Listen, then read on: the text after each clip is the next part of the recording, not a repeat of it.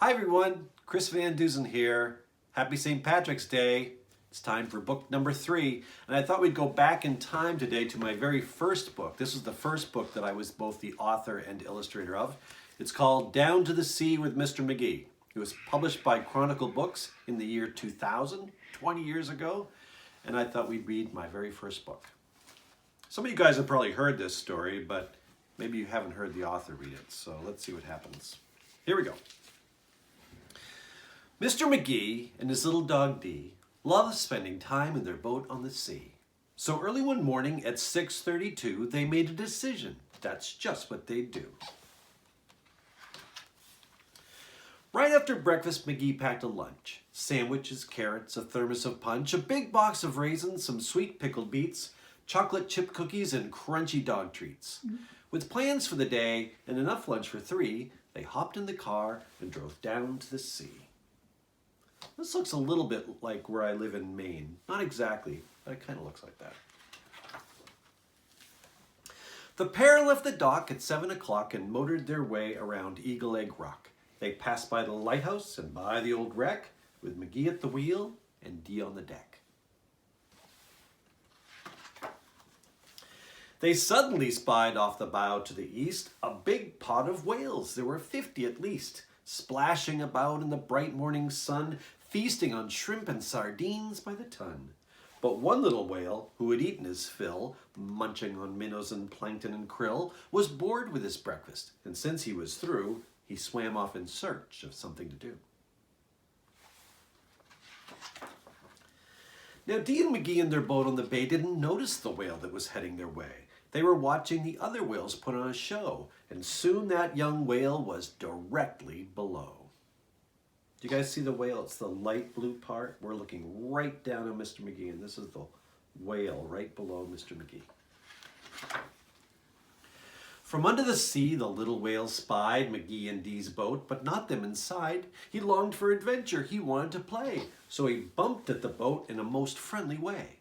Then the whale placed his blowhole directly below, and ever so gently, he started to blow. Uh-oh. That doesn't sound good. Foreshadowing. Magee saw the bubbles. He felt the boat sway. Then up went the boat on a fountain of spray. Higher and higher the little boat flew, as harder and harder that little whale blew. Then the whale blew a blast as hard as he could. Much harder, in fact, than a little whale should. And that final blast blew the boat in the sky, first 30, then 40, then 50 feet high. The boat kept on rising, but it didn't stop there. Wind hit it hard and it flew through the air. Dee and Magee sailed over the sea when all of a sudden, they got stuck in a tree. So there they were stranded, Magee and his pup, on top of the spruce 60-something feet up. Way over here you can see the whale, and there's a spout of water, and a big gust of wind blew him into this tree on top of this little island. Oh, how are they going to get down from there? From their perch in the sky, the two watched in dismay as the whale far below swam swiftly away. Magee was downhearted. Just what could they do? They seemed hopelessly stuck. But little Dee knew the secret to get the boat safely unpinned was to rock back and forth and wait for the wind. So they rocked and they rocked for an hour or so, but the boat didn't budge because the wind didn't blow. And just when they thought they'd be stuck there all night, they spotted far off a spectacular sight. Away in the distance across the blue bay, the whales, all 50, were heading their way. They swam through the water in one long straight row and gathered around the small island below. Magee looked down at the circle of whales surrounding the island and raising their tails. He felt a bit nervous, a little bit tense, when all of a sudden it made perfect sense. "They're trying to save us," he shouted with glee. "Hold on, Dee, hold on, as tight as can be." Their tails slapped down with a thunderous crash, which in turn created a super high splash that covered the island and raced up the tree and dislodged the boat and set them both free.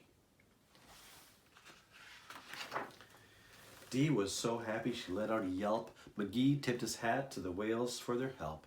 "Thank you, my friends, for saving the day. Then they all waved goodbye and the whales swam away. And on the way home, little Dee had a thought. What about all the food they had brought? In all the excitement, they ate not a bite.